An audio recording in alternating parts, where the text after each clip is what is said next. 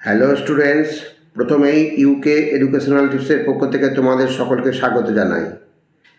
2024 সালের পশ্চিমবঙ্গ উচ্চ মাধ্যমিক শিক্ষা সংসদের দ্বাদশ শ্রেণীর পরিবেশবিদ্যার সাজেশান হিসাবে বেশ কয়েকটি প্রশ্নোত্তর দেওয়া হয়েছে, তোমরা দেখো। প্রতিটা প্রশ্নই ভেরি ইম্পর্টেন্ট। একটা ভিডিওতে বেশি প্রশ্ন দেওয়া সম্ভব হলো না, অল্প কয়েকটি দিয়েছি, এইগুলো তোমরা রেডি করে নাও।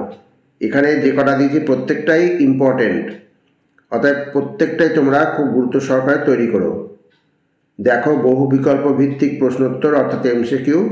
এখানে প্রত্যেকটা প্রশ্নের মান হচ্ছে 1। প্রথম প্রশ্ন হচ্ছে, প্রথম মানব পরিবেশ সংক্রান্ত সম্মেলন কত খ্রিস্টাব্দে স্টকহোমে অনুষ্ঠিত হয়েছিল? ভেরি ইম্পর্টেন্ট প্রশ্ন। 1972 খ্রিস্টাব্দে স্টকহোমে অনুষ্ঠিত হয়েছিল। নেক্সট হচ্ছে, জীববৈচিত্র্য শব্দটি কে প্রথম প্রচলন করেছিলেন? ইও উইলসন, অপশন বি। নেক্সট, কোন দেশে কনভেনশন অন বায়োডাইভার্সিটি অনুষ্ঠিত হয়েছিল? ব্রাজিলে অনুষ্ঠিত হয়েছিল, অপশন ডি। নেক্সট প্রশ্ন হচ্ছে, কত খ্রিস্টাব্দে ভারতবর্ষে ন্যাশনাল বায়োডাইভার্সিটি অথরিটি স্থাপিত হয়েছিল? 2003 খ্রিস্টাব্দে, অপশন এ। নেক্সট প্রশ্ন হচ্ছে, ভারতবর্ষে মোট ব্যাঘ্র সংরক্ষণ প্রকল্পের সংখ্যা কত?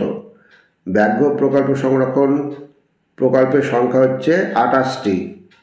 নেক্সট প্রশ্ন, ভারতবর্ষে জীববৈচিত্র্য আইন কোন খ্রিস্টাব্দে প্রণয়ন হয়েছিল? 2002 খ্রিস্টাব্দে, অপশন এ। পরবর্তী প্রশ্ন হচ্ছে, ভারতবর্ষে বন্যপ্রাণী সুরক্ষা আইন কত খ্রিস্টাব্দে প্রচলিত হয়েছিল? বন্যপ্রাণী সুরক্ষা আইন 1972 খ্রিস্টাব্দে। নেক্সট, ভারতবর্ষে কোন বিদেশি গাছকে ব্যাপকভাবে বনসৃজনে লাগানো হয়েছে? ইউক্যালিপটাস গাছকে, অপশন ডি। নেক্সট হচ্ছে, আমেরিকা থেকে গম আমদানি করার সময় কোন ক্ষতিকারক বিদেশি উদ্ভিদ এসেছিল? ভেরি ইম্পর্টেন্ট প্রশ্ন। ক্ষতিকারক বিদেশি উদ্ভিদটা হচ্ছে parthenium, option C. Next, Silent Valley কোথায় অবস্থিত? সাইলেন্ট ভ্যালি কেরলে অবস্থিত, অপশন বি সঠিক অ্যান্সার। ব্লু বেবি সিনড্রোম দেখা যায় নাইট্রোজেন দূষণের ফলে, অপশন বি। এটা অন্যভাবেও আসতে পারে যে অতিরিক্ত নাইট্রোজেনের প্রভাবে কোন রোগ হয়, তোমরা তখন দেবে ব্লু বেবি সিনড্রোম বা নীল শিশু সিনড্রোম। ভারতবর্ষে কোন প্রদেশে মান্নার উপসাগর জীবমণ্ডল সংরক্ষিত এলাকা অবস্থিত? তামিলনাড়ুতে, অপশন বি হচ্ছে সঠিক অ্যান্সার। নেক্সট প্রশ্ন, ভারতবর্ষের কোন রাজ্যে পাঁচমারি জৈবমণ্ডল সংরক্ষিত এলাকা অবস্থিত? পাঁচমারি জৈবমণ্ডল সংরক্ষিত এলাকা অবস্থিত মধ্যপ্রদেশে, অপশন সি। নেক্সট, IS 10500 অনুযায়ী পানীয় জলে pH এর মান কত? ভেরি ইম্পর্টেন্ট প্রশ্ন। পানীয় জলে pH এর মান হচ্ছে 6.5 থেকে 8.5। নেক্সট প্রশ্ন হচ্ছে, ভারতবর্ষের ল্যান্টেনা ক্যামেরা কোন দেশ থেকে আমদানি করা হয়েছিল? ল্যান্টেনা ক্যামেরা আমদানি করা হয়েছিল মেক্সিকো, অপশন বি হচ্ছে সঠিক অ্যান্সার, মেক্সিকো। নেক্সট, ভারতবর্ষের প্রথম জৈবমণ্ডল সংরক্ষিত এলাকার নাম কি? প্রথম জৈবমণ্ডল সংরক্ষিত এলাকার নাম হচ্ছে নীলগিরি, অপশন সি নীলগিরি।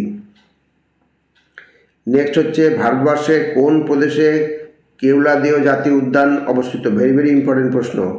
কেওলাদেও জাতীয় উদ্যান অবস্থিত রাজস্থানে, অপশন সি সঠিক অ্যান্সার। ভারতবর্ষের কোন প্রদেশে অগস্ত্যমালায় জৈবমণ্ডল সংরক্ষিত এলাকা অবস্থিত? অগস্ত্যমালায় জৈবমণ্ডল সংরক্ষিত এলাকা অবস্থিত হচ্ছে তামিলনাড়ুতে।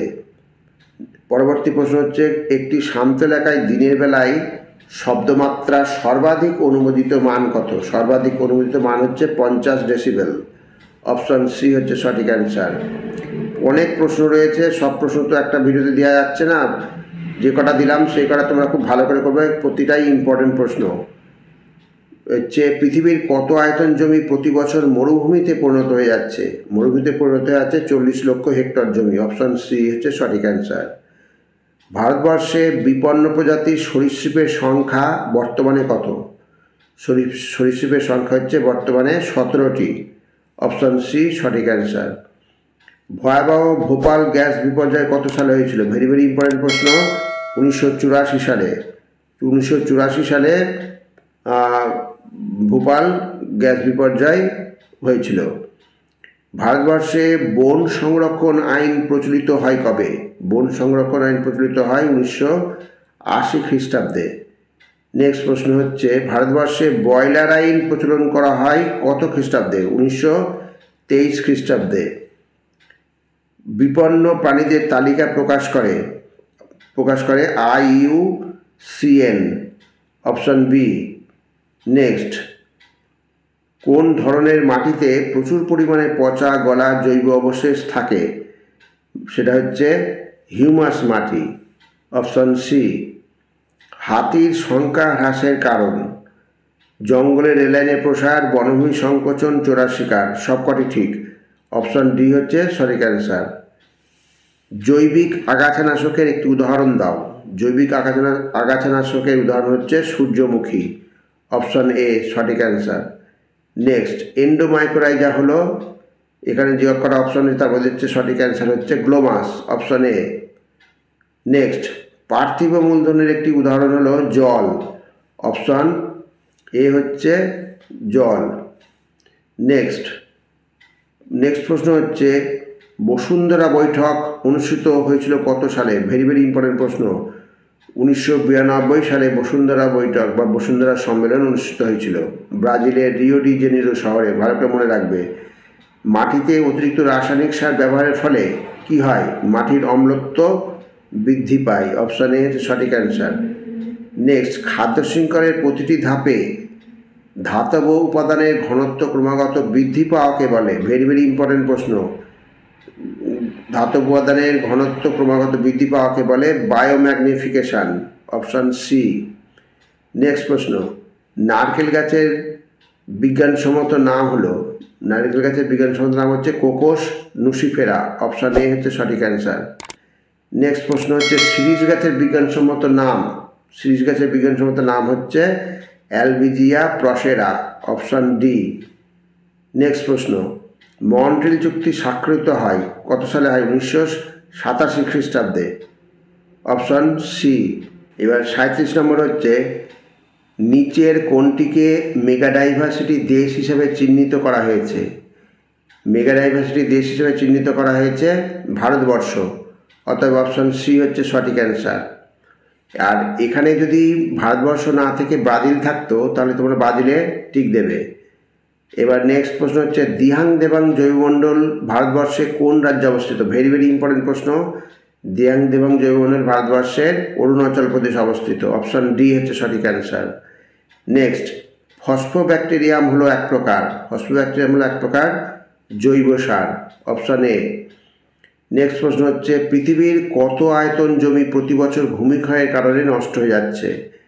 হচ্ছে 30 লক্ষ হেক্টর জমি। আগের প্রশ্নটা ছিল মরুভূমিতে পরিণত হয়ে যাচ্ছে প্রতি বছর, আর এটা হচ্ছে কত আয়তন জমি প্রতি বছর ভূমিক্ষয়ের কারণে নষ্ট হয়ে যাচ্ছে?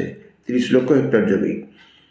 তাহলে স্টুডেন্টস, যে কটা প্রশ্ন দেওয়া হলো প্রত্যেকটা প্রশ্নই ভেরি ভেরি ইম্পর্টেন্ট, তোমরা ভালো করে তৈরি করো। আর আরও অনেক প্রশ্ন আছে, সব এখানে দেওয়া সম্ভব হলো না। যদি তোমাদের প্রয়োজন হয় তোমরা বলবে, তাহলে পরবর্তী ভিডিওতে দেওয়া যাবে। আর স্টুডেন্টস, ভিডিওটা যদি ভালো লাগে অবশ্যই সাবস্ক্রাইব করো, এর সাথে একটা লাইক দিও এবং তোমার ফ্রেন্ডসদের মধ্যে ভিডিওটি শেয়ার করো। তাহলে স্টুডেন্টস, আজকে এখানেই শেষ করি। তোমরা সকলে ভালো থেকো, সুস্থ থেকো। Thank you very much.